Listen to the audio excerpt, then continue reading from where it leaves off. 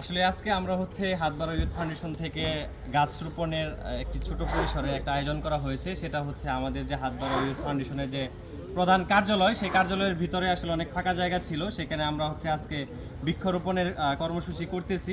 তারপরে ধাপে ধাপে আমরা আমাদের এলাকায় এবং আশেপাশে পার্শ্ববর্তী সব জায়গায় আমরা বৃক্ষরোপণ করব। গাছ আমাদের প্রয়োজনীয় কি একটা জিনিস বা গাছ আমাদের কোন কাজে লাগে মানব জীবনে, সেটা আমরা বুঝতে পারছি করোনার সময় অক্সিজেনের এমন একটা ঘাটতি ছিল, মানুষের কাছে হাজার টাকা থাকলেও মানুষ কিন্তু অক্সিজেনটা টাকা দিয়ে কিনতে পায়নি। তখন অক্সিজেনের কিন্তু ব্যাপক একটা অভাব বা ক্রাইসিস দেখা দিয়েছিল। সেটা করোনার সময়ের কথা যাদের মনে আছে তারা হয়তো জানেন। এই জন্য আমরা বেশি বেশি যদি বৃক্ষরোপণ করি তাহলে কিন্তু আমাদের অক্সিজেনের ঘাটতিটা পূরণ হয়ে যাবে। এই জন্য আমরা সবাই আসি, সবাই বৃক্ষরোপণ করি। আমরা যদি বাসাবাড়িতে কেউ একটি গাছ কেটে ফেলি কোনো প্রয়োজনে, তাহলে যেন আমরা 10টি গাছ অন্তত রোপণ করি। ফুল গাছ বাড়ির সৌন্দর্য, এই জন্য ফুল গাছ আমরা ঘরের ভিতরে কিংবা বাহিরে ছাদে সব জায়গায় এটা রোপণ করতে পারি। পাশাপাশি অক্সিজেনের ঘাটতি পূরণ হবে, পাশাপাশি বাড়ির সৌন্দর্য বৃদ্ধি পাবে। এজন্য গাছ লাগানোর জন্য সবাইকে উৎসাহিত করি, নিজে গাছ রোপণ করি, সবাইকে সহযোগিতা করি। সবাই ভালো থাকবেন। আসসালামু আলাইকুম।